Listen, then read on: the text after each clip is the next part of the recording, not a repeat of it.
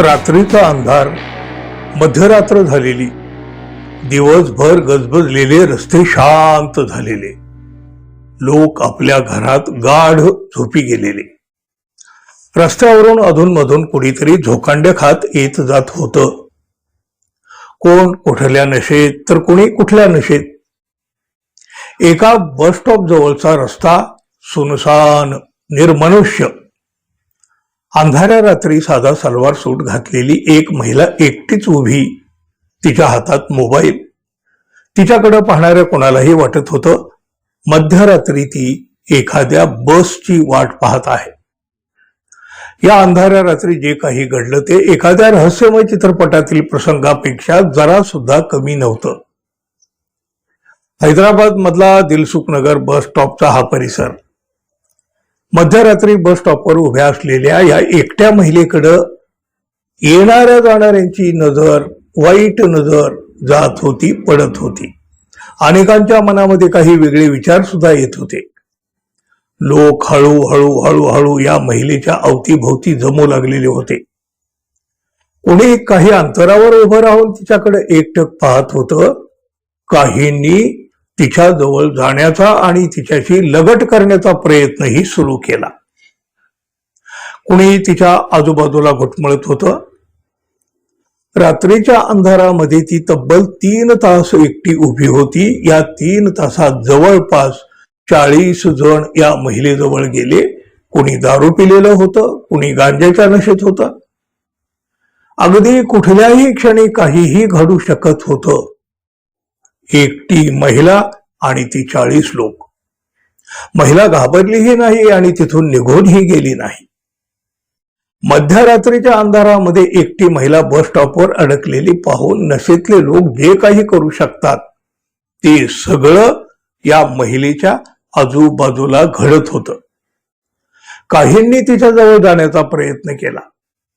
काही तरुणांनी तर मर्यादा ओलांडण्याचाही प्रयत्न केला आणि तेवढ्यात अंधारातून पोलिसांची एक टीम तिथं आली.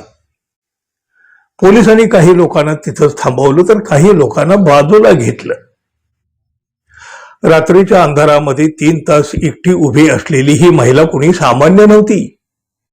त्या मलकाजगिरीच्या पोलीस आयुक्त बी सुमती होत्या. IPS बी सुमती यांनी 1 मे रोजी मलकागिरीच्या पोलीस आयुक्त म्हणून कार्यभार स्वीकारलेला होता आणि पदभार स्वीकारताच त्यांनी महिलांच्या सुरक्षेबद्दलचं सत्य तपासण्यासाठी आपल्या एअर कंडिशन ऑफिसमधून बाहेर पडायचं ठरवलं. जिथून दररोज रात्री हजारो महिला प्रवास करतात अशा रस्त्यावर त्या उतरल्या. रात्रीच्या वेळी महिला किती सुरक्षित आहेत हे तपासण्यासाठी त्यांनी ही गुप्त मोहीम आखलेली होती. सामान्य महिलेप्रमाणे वेषांतर करून त्या बस स्टॉपवर उभ्या राहिल्या होत्या. कोणाच्याही लक्षात येणार नाही अशा पद्धतीनं साध्या वेशातले पोलीस काही अंतरावर अंधारामध्ये लपून थांबलेले होते. एकटी उभी असलेली ही महिला याच शहराच्या पोलीस आयुक्त आहेत याची जाणीव सुद्धा कुणाला होत नव्हती. अनेकांच्या वाईट नजरा त्यांच्यावर पडत होत्या. कुणी एकटक पाहत होतं तर कुणी जवळ जाऊन लगट करण्याचाही प्रयत्न करीत होतं. 3 तासामध्ये 40 जणांचा अनुभव त्यांनी घेतला होता. रात्रीच्या वेळी एकट्या महिला किती असुरक्षित आहेत याची जाणीव या महिला पोलीस आयुक्तांना झालेली होती. त्यांच्या या मोहिमेचा हेतू सुद्धा तोच होता. रात्रीच्या वेळी महिलांना कुठल्या परिस्थितीचा सामना करावा लागतो याचा त्यांनी साक्षात अनुभव घेतलेला होता. पोलिसांनी त्या सगळ्या लोकांची ओळख पटवली, मात्र त्यांच्यावर फौजदारी गुन्हे दाखल नाही केले तर त्याऐवजी समुपदेशन करण्यावर भर दिला. पोलिसांनी त्याला बोलावून घेतलं आणि त्यांच्या वर्तनाबद्दल कडक इशाराही दिला. सार्वजनिक ठिकाणी महिलांच्या सन्मान आणि सुरक्षिततेबाबत संवेदनशीलता वाढवण्यासाठी त्यांनी मार्गदर्शनही केलं. या उपक्रमातून शिक्षा देण्यापेक्षा व्यक्तींच्या वर्तनामध्ये सकारात्मक बदल घडवणं हा मुख्य हेतू होता, असं पोलीस अधिकाऱ्यांनी स्पष्ट करून सांगितलं. सुमती यांची अशी ही पहिलीच कारवाई नाहीये. सुमारे 25 वर्षापूर्वी पोलीस उपअधीक्षक म्हणून ज्या त्यांची कारकीर्द सुरू झाली त्यावेळेला त्यांनी काझीपेठ रेल्वे स्टेशन परिसरामध्ये अशाच प्रकारची एक गुप्त मोहीम राबवली होती.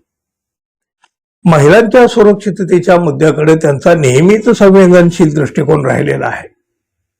मित्रहो, अशा महिला अधिकाऱ्यांचं तुम्ही कुठल्या शब्दामध्ये कौतुक कराल? अंधाऱ्या रात्रीचा हा सगळा प्रसंग ऐकून तुम्हाला काय वाटलं मित्रांनो, जरूर सांगा. आणि आपण अजून आपल्या चॅनलला सबस्क्राईब केलं नसेल तर कृपया सबस्क्राईब करावं ही अपेक्षा आहे. धन्यवाद. पुन्हा भेटू. नमस्कार.